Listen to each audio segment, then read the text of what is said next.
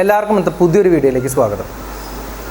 1971 അമേരിക്കയിലെ ന്യൂജേഴ്സി എന്ന നഗരത്തിൽ 5 പേരുടെ ക്രൂരമായൊരു കൊലപാതകം നടക്കുകയും ഇതിൻ്റെ പ്രതിയെ ഒരു TV ഷോയിലൂടെ കണ്ടുപിടിക്കുകയും ചെയ്തിട്ടുണ്ട്.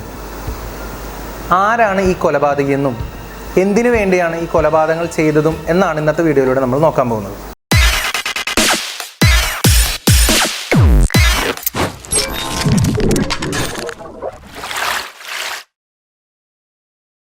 നാൽപ്പത്തിയാറ് വയസ്സുള്ള ജോൺ ലിസ്റ്റും അദ്ദേഹത്തിൻ്റെ ഭാര്യ 40 വയസ്സുള്ള ഹെലനും 3 മക്കളും 86 വയസ്സുള്ള അദ്ദേഹത്തിൻ്റെ അമ്മയും ന്യൂജേഴ്സിയിലെ ഒരു വലിയ വീട്ടിലായിരുന്നു താമസിച്ചിരുന്നത്. അമേരിക്കയിൽ അന്ന് വളരെയധികം പ്രശസ്തമായിരുന്ന ഒരു കമ്പനിയിലെ അക്കൗണ്ടൻ്റ് ആയിരുന്നു ജോൺ ലിസ്റ്റിൻ്റെ ജോലി. ക്രിസ്തുമതത്തിൽ അതിതീവ്ര വിശ്വാസിയായിരുന്ന ജോൺ ലിസ്റ്റും കുടുംബവും ഒരു യാഥാസ്ഥിക കുടുംബമായിരുന്നു. ജോൺ ലിസ്റ്റിന് ചില നിയമങ്ങളൊക്കെ ഉണ്ടായിരുന്നു.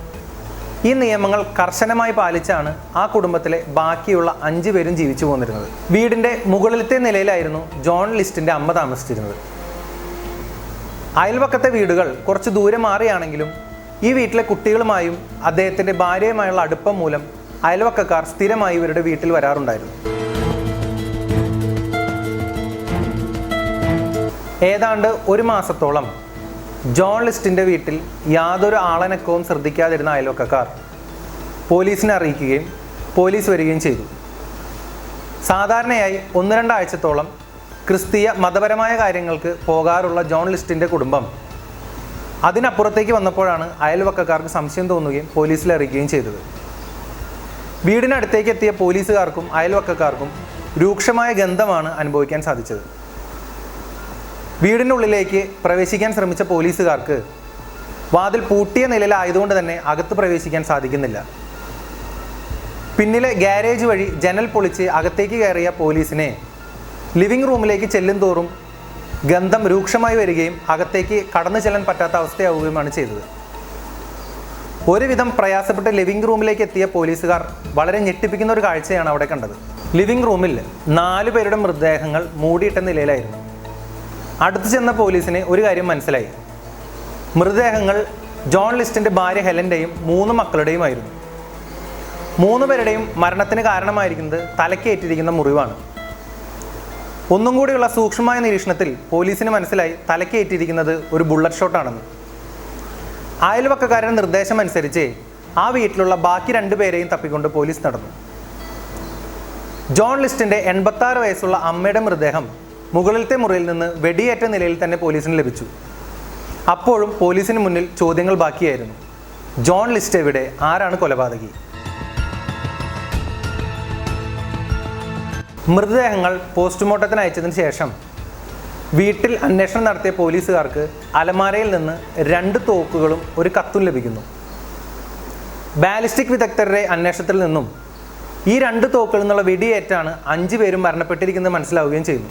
ഇതിനോടൊപ്പം ലഭിച്ച ജോൺ ലിസ്റ്റ് എഴുതിയ കത്തിൽ ഇപ്രകാരമായിരുന്നു എഴുതിയിരുന്നത്: ഈ 5 കൊലകളും ചെയ്തത് ഞാൻ തന്നെയാണ്.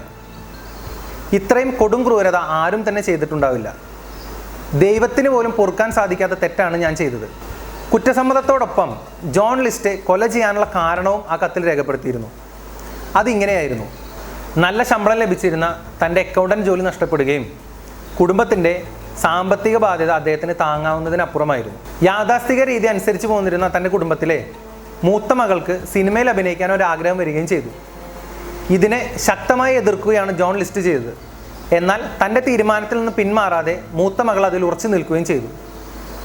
ഇതിൽ രോഷം പൂണ്ടാണ് അദ്ദേഹം ഈ 5 കൊലകൾ നടത്തിയതെന്നാണ് അദ്ദേഹത്തിൻ്റെ കത്തിൽ രേഖപ്പെടുത്തിയിരുന്നത്. ഇതിൽ നിന്നും പോലീസിന് ജോൺ ലിസ്റ്റാണ് കൊലപാതകിയെന്ന് കൃത്യമായി മനസ്സിലാവുന്നു. ലഭിച്ച പോസ്റ്റ്മോർട്ടം റിപ്പോർട്ടിൽ നിന്നും മൃതദേഹങ്ങൾക്ക് 1 മാസത്തോളം പഴക്കമുണ്ടെന്നും ഇതിലൂടെ ജോൺ ലിസ്റ്റിനെ രക്ഷപ്പെടാൻ ഏകദേശം 1 മാസത്തോളം സമയം ലഭിച്ചിട്ടുണ്ടെന്നും പോലീസിന് മനസ്സിലാവുന്നു. അന്വേഷണം ഊർജിതമാക്കിയ പോലീസിനെ ഏറെ വൈകാതെ തന്നെ ജോൺ ലിസ്റ്റിൻ്റെ കാർ ന്യൂയോർക്ക് എയർപോർട്ടിൽ നിന്ന് ലഭിക്കുന്നു. തുടർന്നുള്ള അന്വേഷണത്തിൽ ജോൺ ലിസ്റ്റ് പോലീസുകാരെ കബളിപ്പിക്കുകയാണ് ചെയ്തതെന്ന് അവർക്ക് മനസ്സിലാവുന്നു.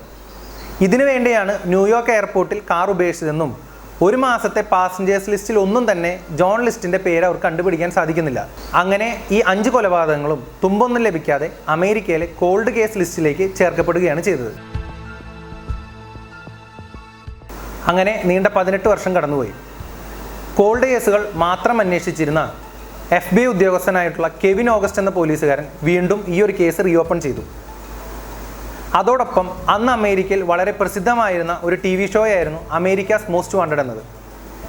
ഇങ്ങനെ കോൾഡ് കേസുകളിലെയും മറ്റ് കുപ്രസിദ്ധ കുറ്റവാളികളെയും അന്വേഷിച്ച് കണ്ടെത്തുകയായിരുന്നു ഈ ഷോയിലൂടെ ചെയ്തിരുന്നത്. ഇതിലേക്ക് ജോൺ ലിസ്റ്റൻ്റെ ഫോട്ടോ നൽകണമെന്ന് കെവിൻ ഓഗസ്റ്റ് എന്ന പോലീസുകാരൻ പ്രോഗ്രാം മാനേജറോട് ആവശ്യപ്പെടുന്നു. ഇതിന് സമ്മതം നൽകിയപ്പോഴും പോലീസുകാരുടെ മുന്നിൽ മറ്റൊരു വെല്ലുവിളി ഉണ്ടായിരുന്നു. 18 വർഷം മുമ്പുള്ള ജോൺ ലിസ്റ്റിനായിരിക്കില്ല ഇപ്പോഴുള്ളത്. അന്ന് 48 വയസ്സുള്ള ജോൺ ലിസ്റ്റിൻ ഇപ്പോൾ 66 വയസ്സിലാണ് നിൽക്കുന്നത്. ഒരുപാട് രൂപവ്യത്യാസങ്ങൾ വന്നിട്ടുണ്ടായിരിക്കും. 1989 ഈ സംഭവങ്ങൾ നടക്കുന്നത്. ഇന്നത്തെ പോലെ ആധുനിക സംവിധാനങ്ങളോ AI സംവിധാനങ്ങളോ ഒന്നും തന്നെ അന്ന് ഉണ്ടായിരുന്നില്ല. എന്ത് ചെയ്യണമെന്നറിയാതെ നിൽക്കുമ്പോഴാണ് ഫോറൻസിക് സ്കൾപ്ചറിങ് എന്ന മെത്തേഡുമായി അതിലെ എക്സ്പേർട്ടായിരുന്ന ബ്രാങ്ക് ബെണ്ടൻ പോലീസിനെ സമീപിക്കുന്നത്. അദ്ദേഹത്തിന് ജോൺ ലിസ്റ്റൻ്റെ ഇപ്പോഴുള്ള രൂപം സൃഷ്ടിച്ചെടുക്കാൻ 3 കാര്യങ്ങളാണ് വേണ്ടിയിരുന്നത്. അതിലൊന്ന് അദ്ദേഹത്തിൻ്റെ 18 വർഷം മുമ്പുള്ള ഒരു ഫോട്ടോയും പ്രായം ചെന്ന അദ്ദേഹത്തിൻ്റെ മാതാപിതാക്കളുടെ ഫോട്ടോയും ഒപ്പം തന്നെ അദ്ദേഹത്തിൻ്റെ സൈക്കോളജിക്കൽ പ്രൊഫൈലുമാണ് വേണ്ടിയിരുന്നത്. പോലീസ് ഇത് നൽകുകയും 13 ദിവസത്തെ തീവ്രമായ പരിശ്രമത്തിനൊടുവിൽ ജോൺ ലിസ്റ്റൻ്റെ 66 വയസ്സിലത്തെ രൂപം അദ്ദേഹം നിർമ്മിക്കുകയും ചെയ്തു. ഇതിൻ്റെ ഫോട്ടോ എടുത്ത് കെവിൻ ഓഗസ്റ്റ് എന്ന പോലീസുകാരൻ അമേരിക്കാസ് മോസ്റ്റ് വാണ്ടഡ് എന്ന പരിപാടിയിൽ പ്രദർശിപ്പിക്കുകയും ഈ ഫോട്ടോയിലുള്ള ആളെ പരിചയമുള്ളവർ വിളിക്കാനായി ഒരു നമ്പർ നൽകുകയും ചെയ്തു. കെവിൻ ഓഗസ്റ്റ് കരുതിയ പോലെ തന്നെ ഏറെ വൈകാതെ തന്നെ ഒരു ഫോൺ കോൾ പോലീസ് സ്റ്റേഷനിലേക്ക് വന്നു. അമേരിക്കയിൽ തന്നെയുള്ള ഇവാ മിച്ചൽ എന്ന യുവതിയായിരുന്നു അത്. ആ യുവതിയുടെ വീടിൻ്റെ അടുത്ത് താമസിച്ചിരുന്ന റോബർട്ട് എന്ന വ്യക്തിക്ക് അമേരിക്കാസ് മോസ്റ്റ് വാണ്ടഡ് എന്ന ഷോയിൽ ജോൺ ലിസ്റ്റൻ്റെ ഫോട്ടോ നൽകിയതിനോട് സാമ്യമുണ്ടെന്ന് പറഞ്ഞായിരുന്നു ആ കോൾ. കേട്ടയുടനെ കെവിൻ ഓഗസ്റ്റും സംഘവും അങ്ങോട്ടേക്ക് തിരിച്ചു. ഇവാ മിച്ചലിനടുത്ത് എന്ന പോലീസിന് മറ്റൊരു കാര്യം മനസ്സിലാവുന്നു. അത്രയും നാൾ റോബർട്ട് എന്ന പേരിൽ അവിടെ താമസിച്ചിരുന്ന ആൾ വെർജീനിയയിലേക്ക് മാറിയിരിക്കുന്നു. വെർജീനിയയിൽ എത്തിച്ചേർന്ന കെവിൻ ഓഗസ്റ്റിൻ്റെ സംഘം റോബർട്ടിനെ കാണുകയും റോബർട്ടിനടുത്ത് ചെന്ന് നിങ്ങൾ റോബർട്ടാണോ എന്ന് ചോദിക്കുന്നു. അതെ എന്ന് അയാൾ മറുപടി പറയുന്നു. ഉടനടി പോലീസുകാർ അടുത്ത ചോദ്യം ചോദിക്കുന്നു, നിങ്ങൾ ജോൺ ലിസ്റ്റ് അല്ലേ? ഞെട്ടലോടെ ഈ ഒരു ചോദ്യം കേട്ടെങ്കിലും അല്ല എന്ന് തീർത്ത് അയാൾ പറഞ്ഞ് പോലീസുകാരുടെ കയ്യിൽ നിന്നും ഒഴിവാകുന്നു. സംശയത്തിൻ്റെ പേരിൽ കസ്റ്റഡിയിലെടുത്ത റോബർട്ടിനെ പോലീസ് കൊണ്ടുപോയി ചോദ്യം ചെയ്യുന്നു. താൻ ജോൺ ലിസ്റ്റ് അല്ലെന്നും റോബർട്ടാണെന്നും അദ്ദേഹം ന്യായീകരിക്കുന്നു. എന്നാൽ ജോൺ ലിസ്റ്റ് തന്നെയാണ് റോബർട്ട് എന്ന് തെളിയിക്കുന്ന വലിയൊരു തെളിവ് അവശേഷിപ്പിച്ചുകൊണ്ടാണ് അദ്ദേഹം അവിടെ നിന്ന് പോയിട്ടുള്ളത്. താൻ കൊല്ലാൻ ഉപയോഗിച്ച തോക്ക് വാങ്ങുന്നതിനായി അദ്ദേഹം നൽകിയ വിരലടയാളം അവിടെ ഉണ്ടായിരുന്നു. റോബർട്ട് എന്ന ആളുടെ വിരലടയാളവും ജോൺ ലിസ്റ്റിൻ്റെ വിരലടയാളവും ചേർത്ത് വെച്ചുകൊണ്ട് അവർ പരിശോധിക്കുന്നു.